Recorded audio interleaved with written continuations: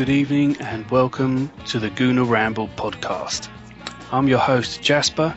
I haven't been on for a bit, which has caused much distress to all of my sorry mum, but I am glad to be back and also glad to have such great company with me this evening. First of all, we've got Slick Rick from across the pond. How you doing, mate? Slick Rick now, boy, you've been away a while.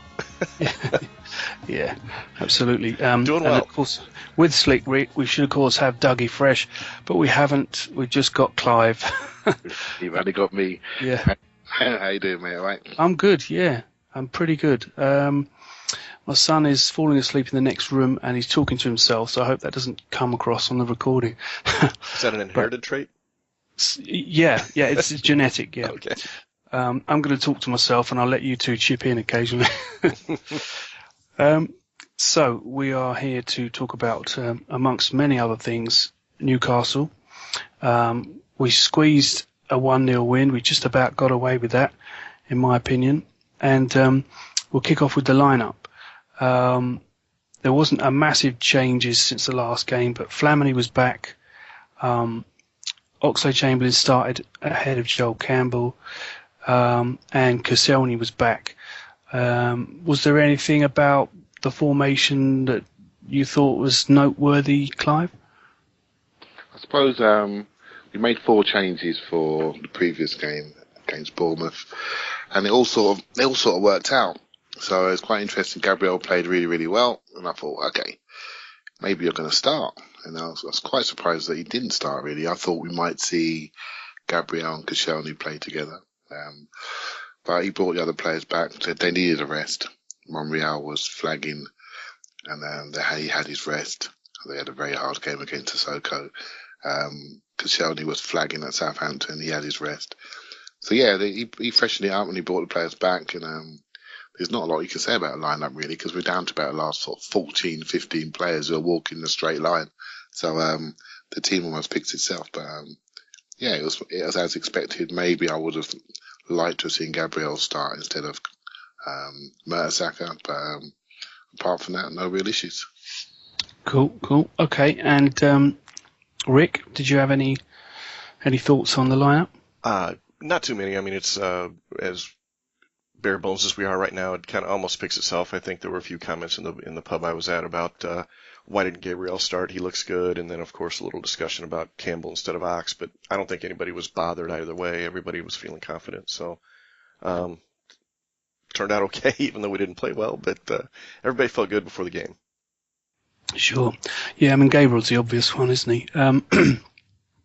What about your expectations, Rick? Because, I mean, it's Newcastle. They're right down the bottom.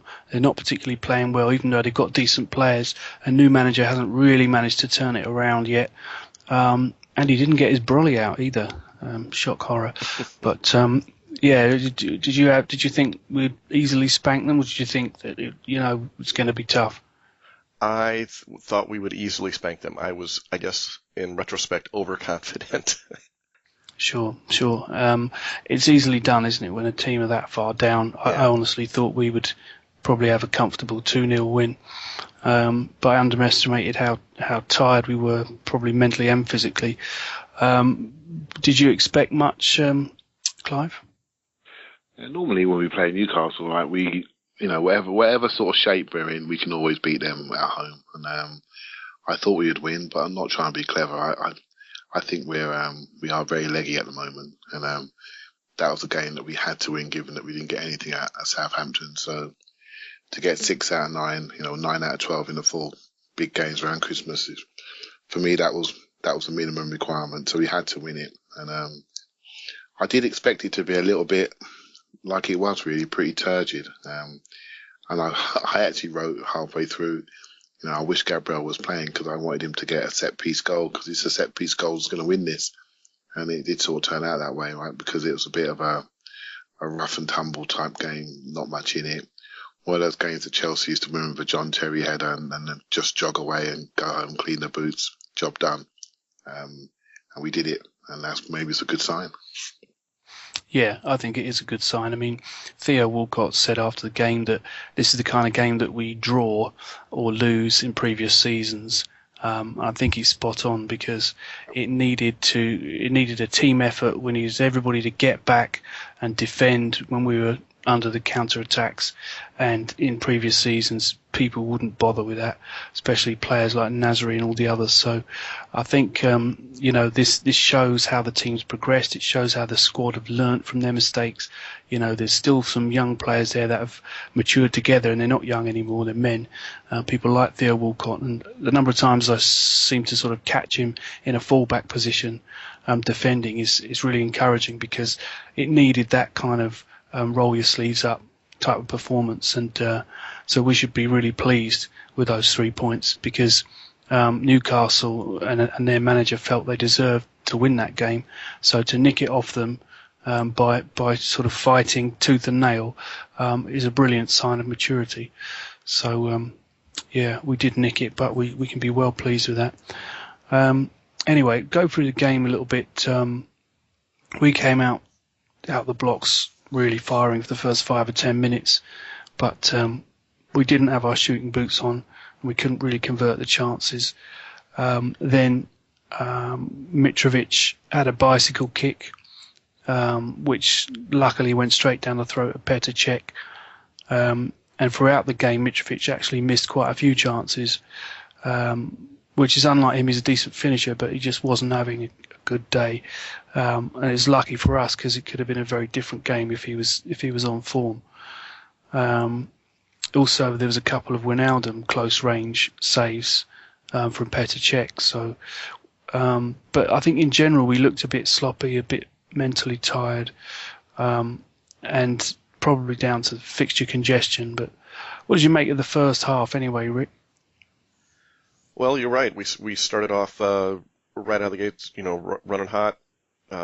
Bellerin down the right side, I think, put one in that, we'd hoped that was going to score, but nobody could really get a foot on it. That's right. It was Oxlade-Chamberlain tried. It was just a bit too high, and he was stretching for it, wasn't he? And it went over the bar. But yeah, it was a good run. Yeah, and it just filled us with even more confidence. That overconfidence I told you I had was stepped up a bit at that point. But then we kind of dropped back, and we're really not controlling the game very well. Some bad passes, some missed opportunities, I think, as well.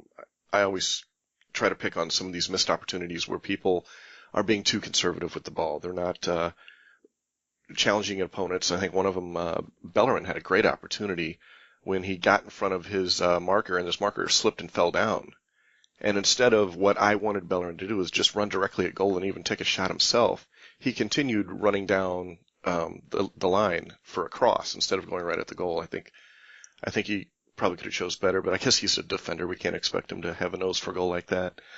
But just some missed opportunities, I think, to turn the ball, turn an opponent with the ball in the midfield and run at him. Instead, we were passing it backwards. It was just, I think, some missed opportunities there in the first half. And I know this is more than just the first half, but I think Newcastle had, 6 shots on target, but I think I counted about 5 or 6 other opportunities where they were really true goal-scoring opportunities, and it was very nervy indeed.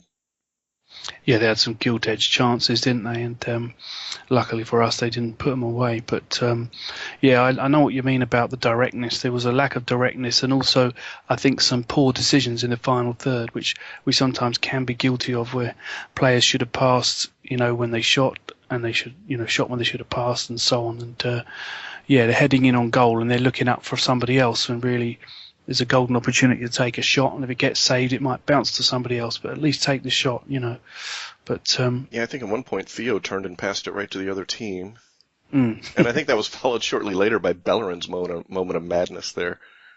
Yeah, the whole thing was a bit in that final third, people making bad decisions. And that's what I mean by mentally tired, because they don't make those mistakes normally. They're a bit more plugged in, and it was just a little bit of a strange one. We know that they're good players. It's nothing to do with the quality of the players.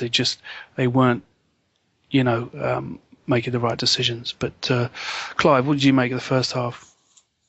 Yeah, I think when I looked at the game, obviously Bellerin started quite brightly, and he gave you almost like a full sense of security, right? So because he was getting in quite easy and into wide spaces. And as the game settled down, it was almost a game of what I call right sides, because Bellerin was hugely influential for us, and that link from Saka to Oxlade-Chamberlain to Ramsey to Bellerin on the right side, that was really quite influential. But for Newcastle, I thought their right side was the most influential. Right, so Sissoko and Janmat were very, very strong down that side, and in my opinion, gave Monreal his hardest game of the season. Sissoko's got great talent for strong driving runs, and I think Newcastle's confidence grew once he started driving onto our left side. Unfortunately for him, he picked our strongest side, so there wasn't too much joy coming from there, but what he did, he gave them confidence. So and they grew into the game. And if you look at, one of the good things about Arsenal's season is really that we're finding different ways to win. So we've started the season with our sort of Coquelin, Cazorla controlling balance, and now we're not controlling games. If you look at the pass statistics, I mean, Newcastle only had about 10 passes less than us in the whole game, right? So you can't say we're controlling games, but we're just finding another way to win. So when you're watching as a fan, you're looking at it, you're looking at the screen, you're looking at the pitch, wherever you are, you're inside or outside the stadium, and you see a game which is sort of full with things that are not quite right. We're lacking fluency, we're lacking cohesion, or we're not looking quite right in our distances. And the pitch is looking big, and there's some wide spaces there, and that's causing a lot of nerves in the stands, right? We're not totally in control. But then what we managed to do is to do something very, very efficient and something very, very well. Normally quite early, we score and then we go ahead. But in this game, we didn't have the sharpness to even do that. So it made the first half a little bit sort of, it was probably an advert for a winter break, right? It looked as though the players were really hanging a little bit and make it more difficult. And it looked like one game too many, but we managed to go in even. Yeah, I agree with you. I was just thinking the same thing when I was watching it, is that this is an advert for a winter break, because both teams look a bit tired. I mean, some of the other games that have been on over the winter break were even more of an advert. At least Newcastle had a go, but yeah, we looked tired, and they were well up for it. And you talk about controlling the game. I mean, if you watch the interview with McLaren afterwards, he said, "Oh, we controlled the game," which I thought was slight exaggeration, because I thought it could have gone either way. But they controlled periods of it, and we controlled periods of it. But yeah, I mean, to sort of fight our way through that, to keep a clean sheet when they were very dangerous on the counter attack, was very good going. Anyway, then we had some substitutions. Oxlade-Chamberlain off for Joel Campbell. We're going to talk about them in a minute. But yeah, 72nd minute was the goal. Great work from Giroud, fighting for the second ball, and he's aware of his mate Lulu, who pops up at the crucial moment, as he so often does for us. Rick? Yeah, it was a fantastic moment. Just something that, as the game went on, we were worried more and more about, the game going either way. It was one of those games that you could just see us, it could have gone either way. We'd seen it in the past, but it was a fantastic moment. Giroud working hard, and I think he worked very hard most of the match. I was talking earlier about players not taking opportunities to turn a defender or run at defenses and playing it backwards instead. I think in the first half, Giroud led us in turning his defender. It was something he doesn't do very often, but he was doing it more than most. So his hard work getting rewarded there with Koscielny finishing off was just fantastic, I thought. Yeah, he seems to have a knack of popping up at the right time, doesn't he, Koscielny? He's kind of, got us into fourth place at least 2 years in a row, didn't he? Goals against West Brom, against Newcastle. So yeah, he's obviously got that nose for where to be. Yeah, it's to think that was the only goal of the game is quite surprising, because we had some good chances. They had some very clear-cut chances, which they wasted. But that's football, and in the end, we got the 3 points when we really needed it. And we had a couple of really good chances late in the game. I think Ramsey. That's right. Totally missed one. And, yeah, that kind of annoyed me. Well. Yeah, he did. It annoyed me, the Ramsey one, because he's running into the box, and instead of taking an early shot, he completely wrong foots the defender. Brilliant, but that puts him then onto his left foot, which he's got another great opportunity to shoot there with his left, but he didn't want to take a left-footed shot, so he completely leaves the other guy on his arse. But then he rushes the final shot, tries to curl to the far post. And you could argue he could have gone near post, could have put it through the keeper's legs. I don't know, but it's just kind of symptomatic of Ramsey that when he gets those chances, he is rushing them at the moment, and he needs one to go in, almost by accident to pick his confidence up. Oh, absolutely. He had either side of the goal, I think. He just had to put it wide. I don't think Ramsey lacks any confidence, right? I think he plays football with total confidence and total belief in his ability. And that whole scenario is probably epitomizes what Ramsey is, right? So he's breaking from midfield in the last 5 minutes, and he's looking full of energy. He breaks in, joins up with Ozil, picks the pass, does two people beautifully with technique, which does not look British. It looks almost foreign. And you come to the final piece, the simple piece, and he chooses to go to the top corner, which is the most difficult finish, rather than side foot it in the near post. And that is classic Aaron Ramsey, right? So when it works, he's world class. When it doesn't work, he almost splits the fans, right? So and he causes a lot of debate. I don't think debate from a massive negative point, but just debate that I think we all recognise that he's very important to us. And if he gets it right, we're going to have a great May. And if he doesn't, then it's going to be a very nervy road, right? So I think a lot of people, including myself, really are quite hard on him because we know his potential and what he can deliver, and he sometimes doesn't quite do it. I felt that he overplayed the goal a little bit. He'd done all these incredible tricks, and then at the end of it, he'd almost knackered himself out doing the tricks, and there was nothing left in him to sort of be calm in front of goal and take the finish. But it's typical of Ramsey to sort of overplay things, and when the flicks and tricks don't come off, the fans will turn against him. Because sometimes it's better to go back to basics, play it simple. And then when you're 2-0 up, it's, the flicks and tricks, you can do as much as you like. But, that goal, if he'd scored that would have sealed it. There would have been a lot less panic for the last few minutes. But I just think he wants to do all the tricks when they're not necessarily called for. Yeah, just overcomplicating things a little bit. Yeah. Which has always been part of his game. Exactly. But we were going to talk about Ramsey anyway. So, Clive, you've been getting all kinds of tweets about him, asking if he's, if he's the new Hleb, if we can actually make the partnership work between him and Flamini. We had a listener's question from Running Sesh from another podcast. It says, worried about huge games with Flamini and Ramsey combo.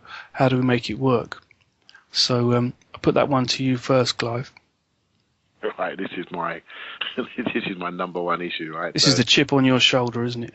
It's a little bit nagging away, right? So you have to recognise that we're finding a way to win without our two normal first choice midfielders, right? So first things first, credit to the team, they're finding another way, right? So, but when I look at it, and sometimes, we all look at games through our own sort of structures. You've heard me say that before. And I always look at that area of the pitch, right? So I don't think it's not such a Ramsey thing. It's almost a combination, right? So Flamini, when he's really, really hot and he's fresh and he's rested, he's a very engaging central midfield player. He really goes in hard. He goes in early. And he's the closest to what we have to Coquelin. Not because he's a DM per se, but when he's really fired up, he fires in very quickly and higher up the pitch. I think that's really important to how we play, because then we can do quick transfers through to Ozil and Sanchez when he plays. And once them two have got it in broken play, it normally leads to a good, happy ending, right? So I think it's a key part to how we play. But what's happened now is that when Ramsey plays, when he plays in there, he's got ability. He's got real ability on the ball, and he wants to show it, right? So, and he breaks. So when he wants to help the team, I think he breaks forward and he breaks wide and he empties midfield. And if you look at the distances between Ramsey and Flamini at 31 just can't cover them. So what he does is, what he does when he feels a bit of stress, he drops deeper and he drops between centre backs. And all you're doing is actually leaving a wider space for other teams to run into. And, we have conceded so many more chances since those two have been together. Now, it hasn't cost us too many, right? I can't blame them, not even for Southampton. It hasn't cost us too many, but I haven't felt as easy watching the games because I look at the pitch and I just see green spaces. And I don't see a compact unit. I don't see as many short combinations. I just don't see them out of control. I'm not saying control is everything, but no, I look and I see a great performance versus City for the two of them when we were forced deeper, and so our whole unit was tighter together. But when sometimes we're playing weaker teams, they're causing us problems. I mean, Sunderland caused us problems. Newcastle caused us problems. Bournemouth caused us problems. And we've got to say to ourselves, okay, when we got a lot of hard games coming up. I'm not saying every game's different, but I'm worried about the spaces that have been left between Ramsey and Flamini. And everyone's saying, well, we need a younger DM, we need someone else to come in. Unless we've got Superman on a motorbike, no one's going to be able to cover them spaces, right? We need to really think about the combination and how we can make it a bit more compact.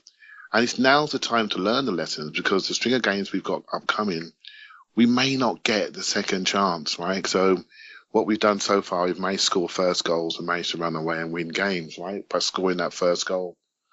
But we've been quite fortunate that the teams we played have not been efficient. I mean, Newcastle were surprised with the amount of ball possession they had, but also the amount of control they were allowed. And so we end up with a 1-0 game, could have been 1-1, could have been really damaging. And I'm looking ahead. I'm not looking back. I'm looking ahead and saying, okay, what are teams going to do to us? What are other teams who are a bit more proficient in front of the goal, a bit more technical in centre mid, a bit more athletic? They're going to cause us problems unless we find another balance, right? So another thing there also, just wanted to know, it's not just Ramsey's issue, though. I do have an issue. I'm starting to wonder now, and I didn't always think about this, that really, is he turning into a wide playmaker where he can control the game, have as nearly as many touches from just tucked in on the right, but when he breaks, he doesn't impact the structure of the team. And I think, in our strongest team, I'm not sure if Ramsey would play in the middle or on the right. I'm thinking maybe now he is a player that plays on the right, creates that extra midfielder with the overloads in possession.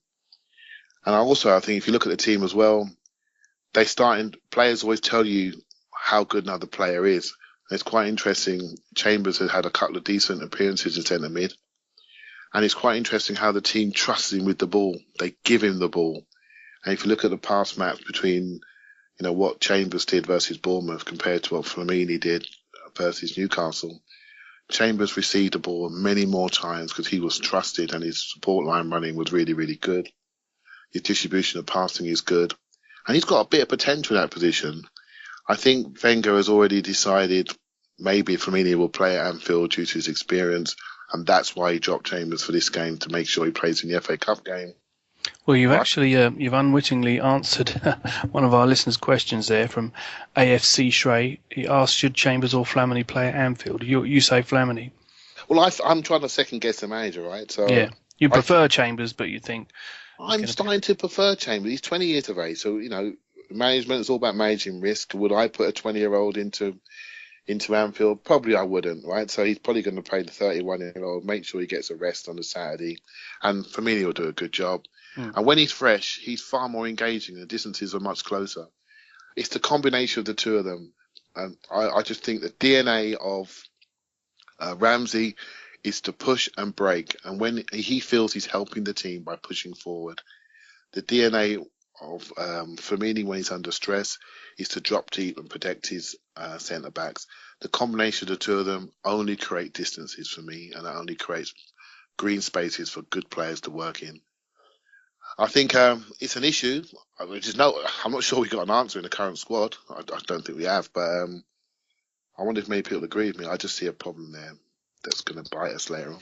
I agree, and we should, to be fair, talk about El Neni, because if we, no evidence to suggest that we signed him, but even if we did, could he come straight into the first team, hit the ground running, and immediately replace Flamini? I mean, that would be a bit probably naive to think that can happen straight away, and everybody goes, oh God, thank God for that. He's probably going to be training with the first team, proving himself in training, and then gradually eased in for the final 20 minutes of games, you would have thought. What do you reckon, Rick?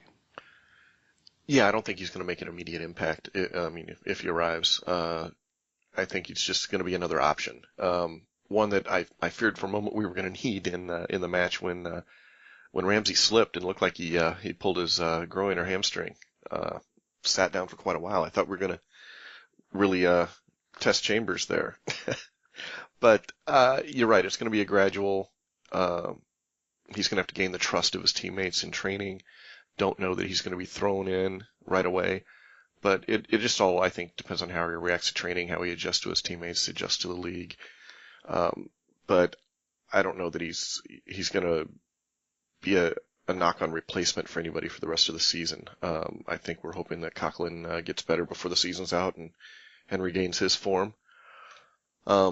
Speaking of Ramsey, though, I mean, I agree with Clive that there's the distance between him and Flamini sometimes is frightening.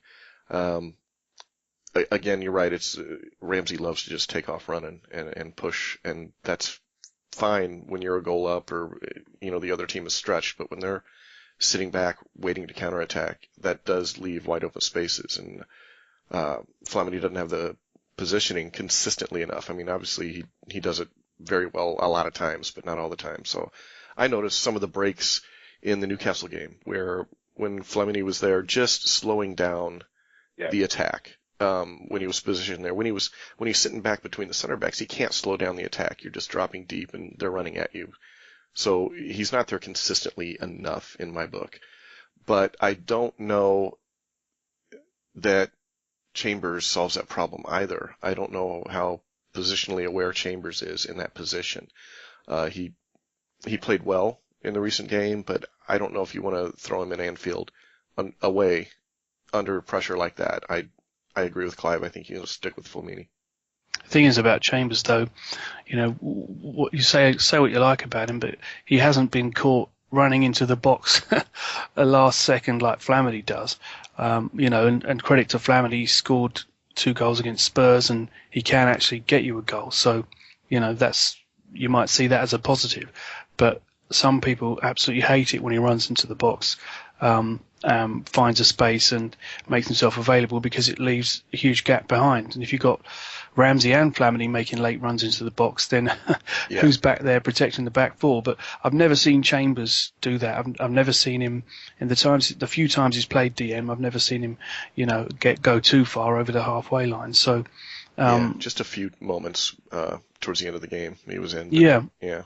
But generally, I think his position he's been okay, and he doesn't let himself get too far away from another Arsenal player. He doesn't sort of get in a position where to find him you've got to make a 50-yard pass. He's always in a little triangle somewhere, and he's very composed on the ball. He's kind of had that composure on the ball. When he's been playing at centre back as well, he had that huge run of games when he first came, didn't he, due to injury? Yeah. And he always looked very calm on the ball. He only made the silly mistakes when he was suddenly thrown back in after 6 months out. But when he had that run, his composure on the ball is really an asset. And I think he can play DM, but he has to be gradually worked in, not thrown in at the deep end, and he has to build up the confidence in that position. Yeah, and I think he's training there probably right now, given the injuries we have. So he's probably gaining some of that experience. Yeah, but the question about Elneny is interesting because if you're only going to give him 10 minutes here or there until Coughlin gets back, then what was the point in buying him? Because some people would argue that he's not, a top DM anyway. So surely he's just a stopgap to the end of the season, and we go out and buy, I don't know, the world-class DM to sort of partner Coughlin or back him up or supersede him, whatever you like. I don't think Wenger's looking at him as a DM necessarily. I think he's looking ahead and seeing that, who we're going to lose. We're going to lose Arteta, Flamini, Rosicky, maybe even Cazorla. I mean, he's looking to fill those gaps. Now, he may not be a nailed-on starter, but if we lose players like that, he's certainly going to be involved, I think.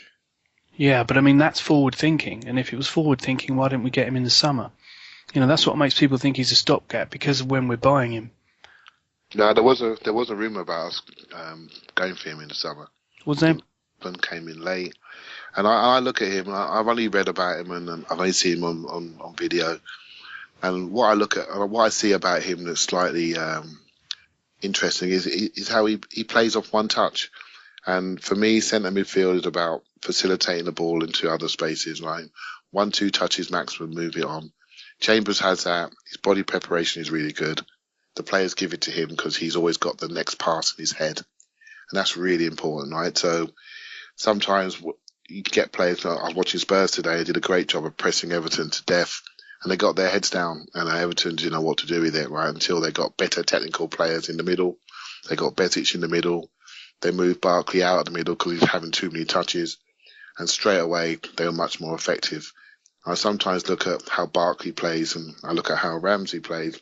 They are natural ball players. They want to feel the ball. They don't pass you the ball. They lend you the ball because they want it back. They want to have more touches. They want to have the most passes. They want to influence the game. It's a great trait to have, but I'm not sure it's suited to the base of our midfield, right, where we need two people working in tandem and not working as individual. And that's why I think Wenger came to the Rams on the right situation. And Flamini really is a box-to-box midfielder that can tackle. And he's adapting his game to sit behind a more attacking player who's a bit more efficient in the last third. And so what happens when, again, like I say, when he's stressed, he drops away. When he's hot, he engages. Sometimes he over-engages, end up in the box, and leaves even bigger space. Chambers, I find interesting because it's not just what I'm seeing, it's what the players are doing. They're giving him the ball. They trust him on the ball. He's got a decent range. He's got a good physicality, and he plays off 1 and 2 touch. He keeps it simple and he moves it. And I'd say he's an interesting player, 20 years of age. He's played right back, centre half, centre midfield for Arsenal, and he's building a career. I think it's really going to be a player to watch. I'm not saying he's there yet, but he's a player to watch. I think you're spot on about the other players trusting him and giving him the ball. That was obvious, and I think the most obvious opposite of that, I think it was the Euros a couple of years ago. Spain who was playing at right back? Was it Arbeloa or something like that? Who was their right back? Yeah, Arbeloa. I watched a game where he was wide open in acres of space on the right side of the pitch the entire match, and no one would give him the ball. Even if they turned and looked at him, they would turn away and go the other direction. And I think that was a great example of people just not trusting somebody, and it's obvious they do trust Chambers. And that's good to see. There was a period where they didn't even trust Coquelin in our team. He didn't even want the ball. But he never made the support runs, the angles to receive it back. His confidence grew and he became much better on the ball, and he's now, much more of an all-round midfielder.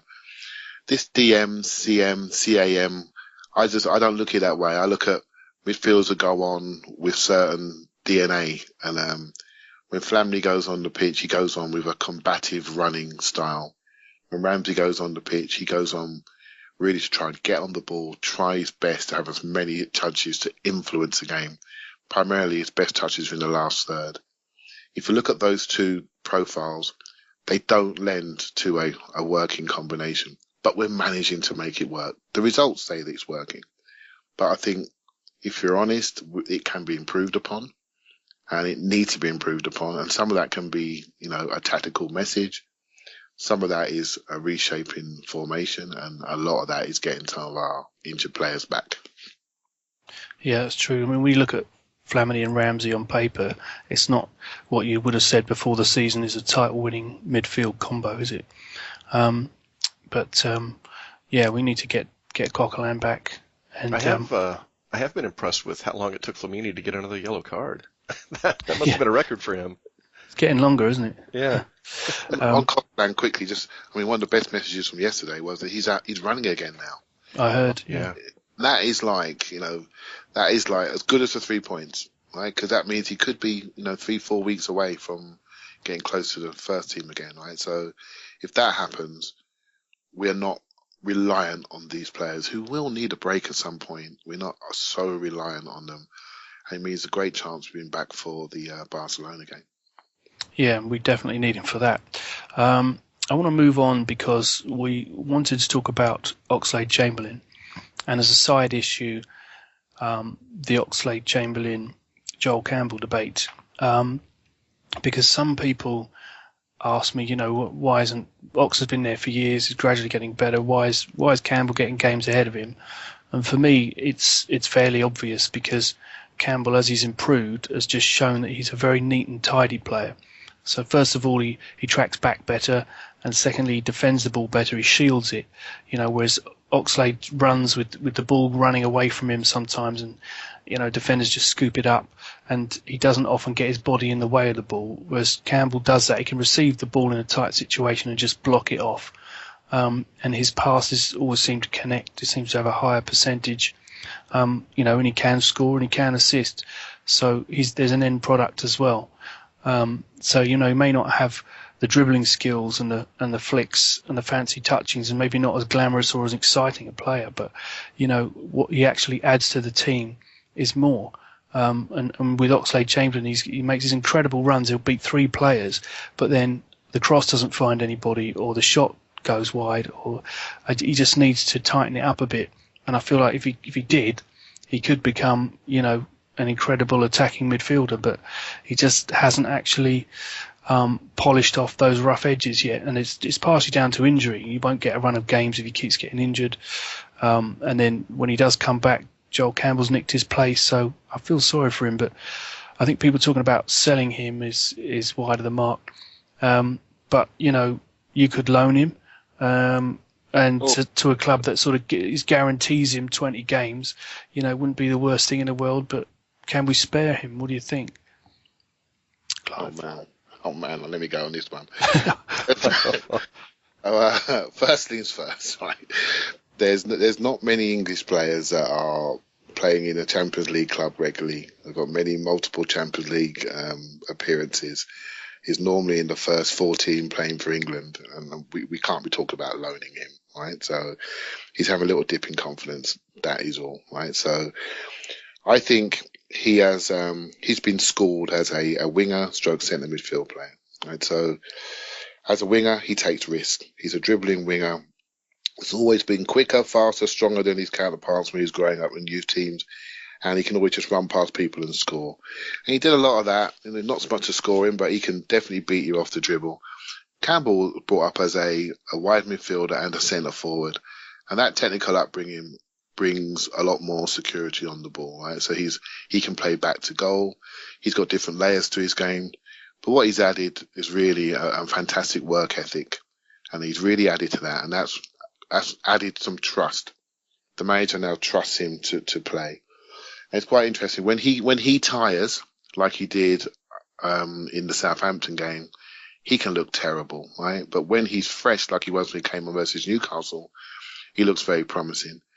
They're just 2 young players finding their way, and I don't think you should be loaning either of them out. The most pleasing thing is, I said it before, they look like Arsenal players to me. They're good on the ball. One is a little bit more confident than the other at the moment. But I'm looking at what Wenger's doing with Oxlade-Chamberlain, and I think he's become a little bit one-dimensional. And I think he takes a lot of risks, and that's his game. He's a risk-based game, power dribbler. And it's interesting that Wenger has played him in a number 10 position a couple of times. I think that's a very smart move, because what he's saying is, okay, you're a risky man. You can always beat the first man. Maybe I need to get you nearer the goal. And if you are beating the first man, if I can get you nearer the goal and get into shooting positions, he could be sort of our version of Ross Barkley, right? So a power runner, a dribbler from the centre of the pitch, a big shooter. And Ross Barkley, he's getting a lot of stick from the Everton fans today for making the wrong selection. But, he's somebody who's quite similar in the way he plays. He's probably got a few more layers of passing, probably not quite as quick, not as powerful.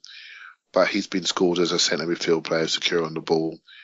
Oxlade-Chamberlain's been schooled as a winger, driven to take risks, driven to take on 2 or 3 men. When it works, he's great, he's sensational, we all love him. When it doesn't, we want to loan him. He's got to work it out, right? He's a player that's finding his way, and he's not there. But the good thing is we've got Campbell. So we can rotate them, we can keep them fresh. And, if you think about it, a few weeks ago, who to say we'd have won almost all our games without Sanchez? And it's credit to both of them that they've managed to get us through this period, along with Walcott in those wide positions. They've done a great job. Good point. But Rick, do you think on the Oxlade-Chamberlain thing, do you think he's actually progressed enough? Because we've had him 5 years now. Yeah, that's the devil's advocate position, right? Is he's still young, yeah, he can improve, but boy, hasn't he had a few years to do that already? Yeah, but the bit I was talking about is, the explosive pace, the great dribbling, but then not a lot happens at the end of it. It's a lot of wasted chances. Scored an amazing goal against Chelsea in pre-season, very important goal, but he doesn't do that enough, and the dribbles end up with either losing possession, passing to the wrong person, shooting over the bar. I mean, should he have sorted that out by now, or is it just lack of run of games? What do you think? It's probably a bit of both. I think he hasn't had a good run of games, and I don't know that he ever really hasn't had a good run of games. He gets injured, or somebody comes back and displaces him. So that probably plays a role, obviously. But I also think he should have probably progressed a little more. I don't know. I think as Clive mentioned, he was used to just powering past people in the lower leagues or in the youth leagues, and he hasn't found a way when he can't do that. He hasn't found a way to adjust. He's got the talent to do it. He just hasn't. I just don't know if he's convinced himself he needs to do it or what. But he does need to adjust his game now that he just can't power past everybody, and we hope he does that. But he's had a couple of years, and we haven't seen enough of it just yet. Doesn't mean it won't come. I think a run of games would help him tremendously, but how does he get a run of games, right? Campbell's playing well. Another person who took a few games before people warmed up to him because he hadn't had a run of games. The thing with Campbell is he's got an excellent first touch. I mean, the way he cushions that ball is fantastic. He doesn't always do enough with it once he has it, but he's doing good enough. He's filling the gaps.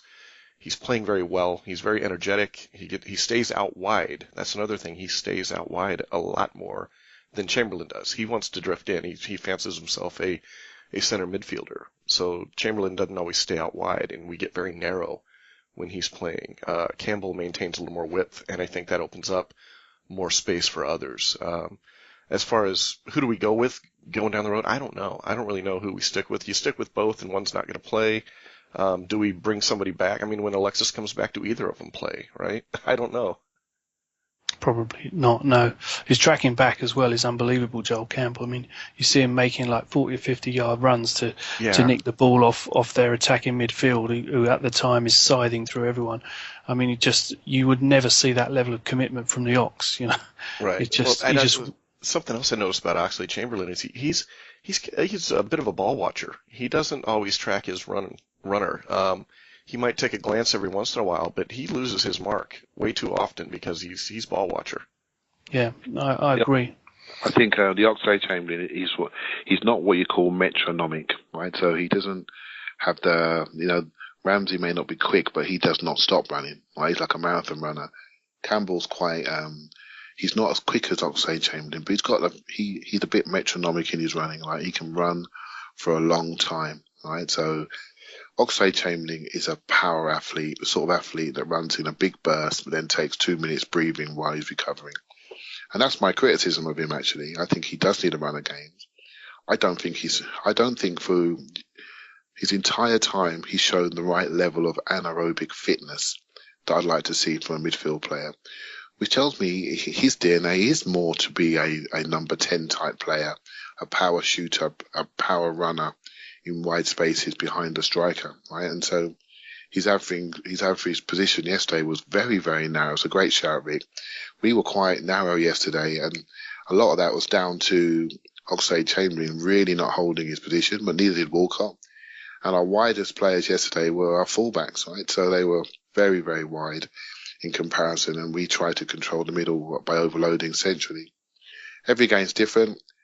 I used to worry about these things a lot more than I do now. I used to really criticize, but now I just see that players form that they come in waves. It's Ozil's wave now that came to a little bit of a stop yesterday. Sanchez had a wave around the Leicester period, right? And Ramsey had a bit of a wave. Campbell had a wave around Olympiacos, so did Giroud. And it comes in waves, and we just got to wait until his wave comes. Oxlade-Chamberlain's wave came in pre-season, I'm afraid, right? So, and he was the best player in our team. and then it stopped. Right, so got us all excited. Yeah, it was so good, it's ridiculous, right? So and then it just sort of stopped, and that just tells you he's a confidence player. I think he hit the post in the last minute against Bournemouth. That goes in, we might see a different player. And I was hoping that Wenger would pick him. If he didn't pick him, I think it really would have affected him. But he didn't do so well yesterday. He started off okay, but then he sort of faded. And I think he's put a lot of pressure on himself to be better than he probably needs to be. He needs to maybe learn a little bit from Campbell. Campbell said, you know what? My base game is I'm just going to work hard.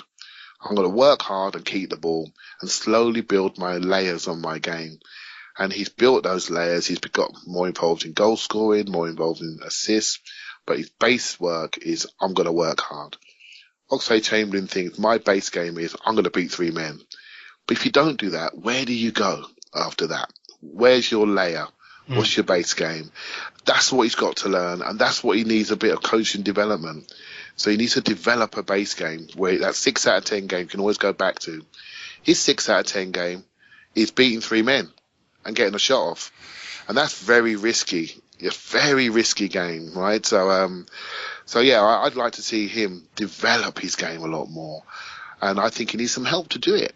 And he should be at Arsenal. I shouldn't be loaning him out anywhere. You know, he's probably playing for England in the summer, so we shouldn't be loaning him anywhere. Well, if his game is based on beating 3 players and taking a shot, usually you take those risks on the wing, and he doesn't really like to stay out wide and play on the wing. So I guess he needs to decide what he wants to do, right? Yeah, he needs some help. I honestly believe that what he needs is a run of games and something good to happen.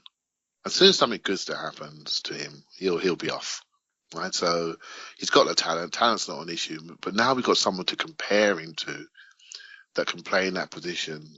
And he's lucky that Welbeck isn't here, because Welbeck was back, and Theo was, and Sanchez was back, and Jack was back. We'd had even more competition to really question him even more.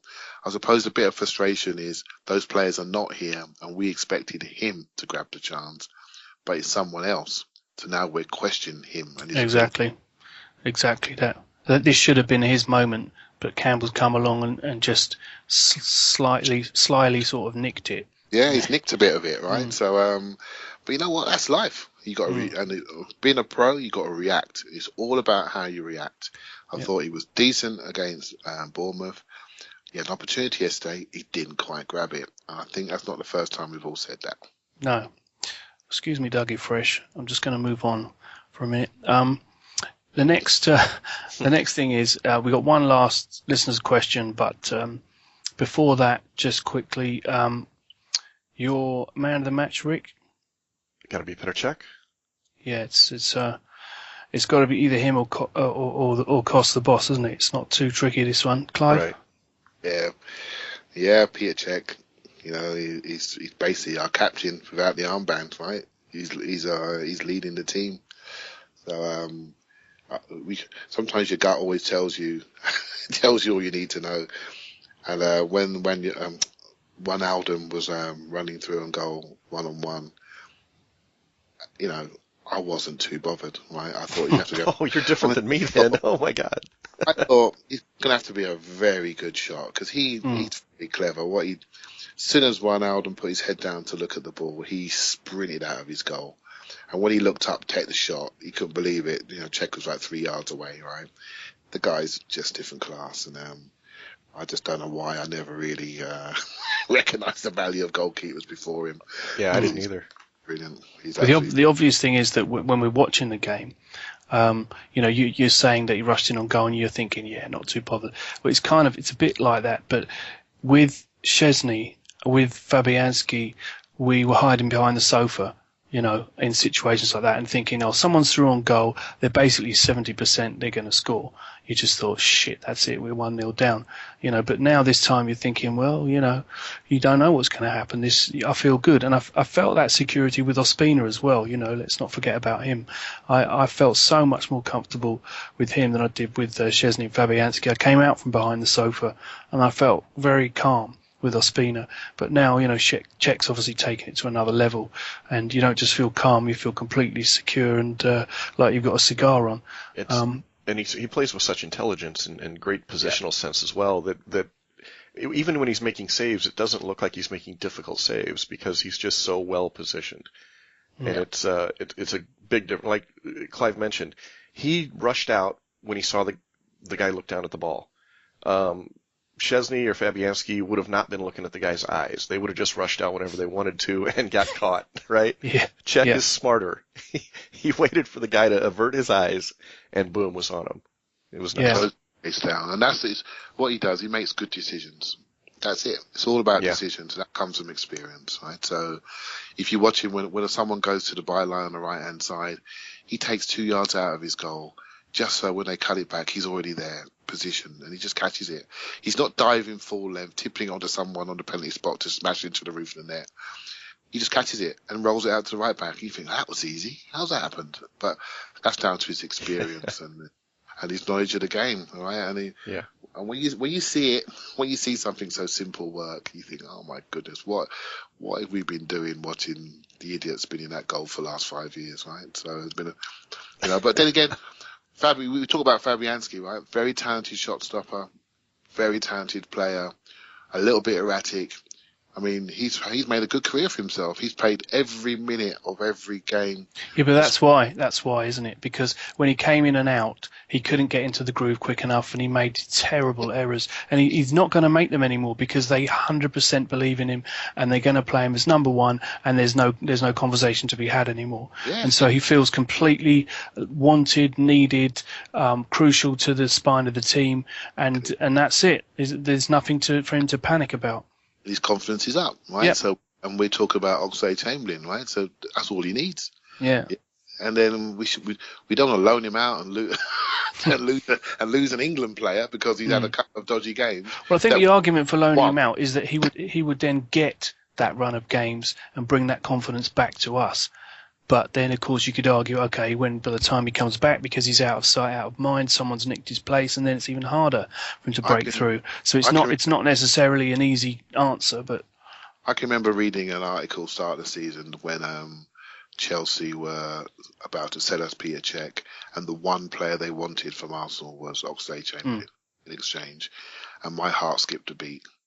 Right, so I don't want us to be losing young English players that can play at the Champions League level just because they're having a little dip in confidence. We got to work with them and hope they'll come back, right?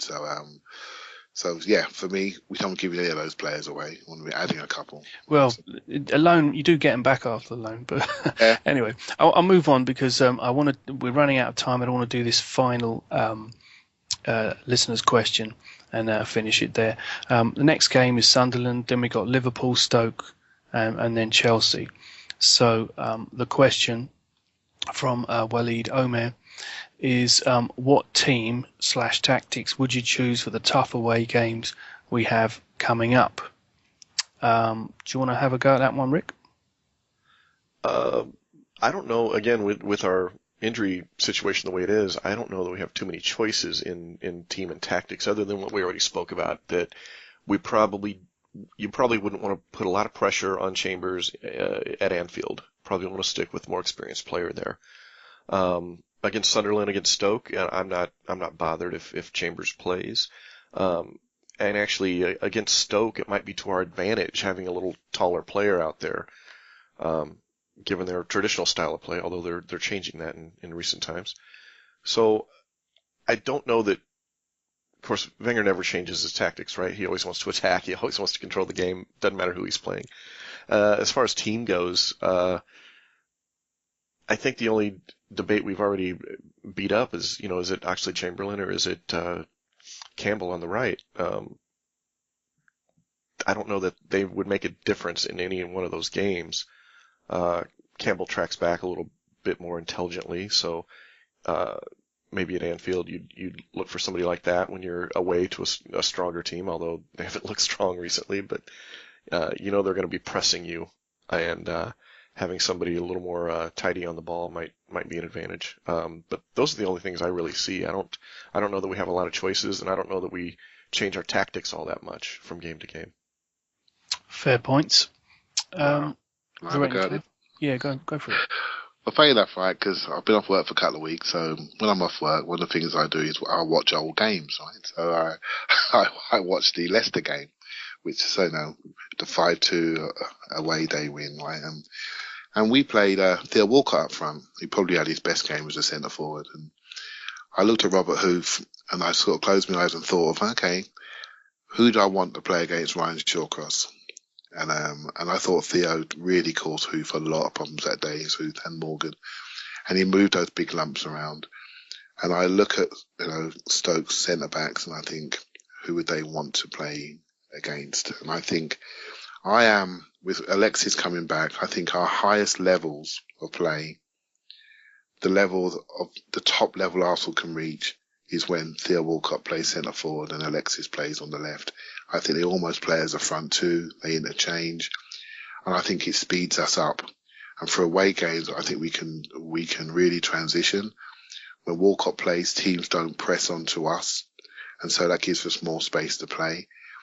I don't know if I'm overthinking it, but I'm going to throw this one out there. I'm wondering if he will play Chambers and Flamini in the middle, play Ramsey slightly tucked in on the right, give Ozil the number 10, Alexis on the left, and Walcott up front. And what that does is that makes us very good from a controlling perspective, from a physical perspective, and it allows Ramsey to operate in the areas where he gets the most touches, which is in the last third. But because of his energy, he can get back out on the right side. I don't see Liverpool play with 3 number 10s behind the centre forward. So it's going to be about, how are we going to outpass them? How are we going to outcombine them? I think by adding the extra midfielder in there, forcing us to engage, forcing us to step onto them. But if we have to sit deep, we've got the defensive nous of those players, Flamini and Chambers, to allow us to defend. But we've got the ability to spring with Ozil, Ramsey, Walcott, and Alexis. And I think it'll make us quicker. I think it'll make us more intense in the challenge. I felt against Southampton we did not press them enough, so they dropped the ball over our back four, and we were running back towards our own goal. I think it's important that we have energy up front in these games. The threat of that pace, the threat of that energy, make people behave differently against us. So I would change it. It's very different. I think Giroud for home games, perfect, right? So, but for these away games, Giroud, Chelsea at home, got to play. Want him to play. Want him to win that game for us. But the away games, Stoke and Liverpool, I think we should go for the faster team. Yeah, that makes a lot of sense. Sanchez and Theo together, they are scary. Loads of pace and trickery for the opposition. Cool. I think we've well and truly answered the listeners' questions. We had loads of them, so we couldn't fit them all in. So apologies if your question didn't get answered. There was a fun one about Adebayor I wanted to do, but these two meanies wouldn't let me. So so maybe we'll do it next week. But I'll wrap it up there. So thank you very much, Rick. Sure. And good evening to you. And thanks very much for joining us, Clive. Yeah, mate. Thanks for having me. Thanks a lot. And we're on Twitter at Gooner Ramble Pod. We're on Facebook. We're on RSS feeds. Just Google us. We're everywhere. If you're watching it on YouTube, or listening on YouTube, I should say, then subscribe on iTunes, and you'll never miss a podcast. Thanks very much for listening, and good night. Up the Arsenal. Thank you, Slick Brick.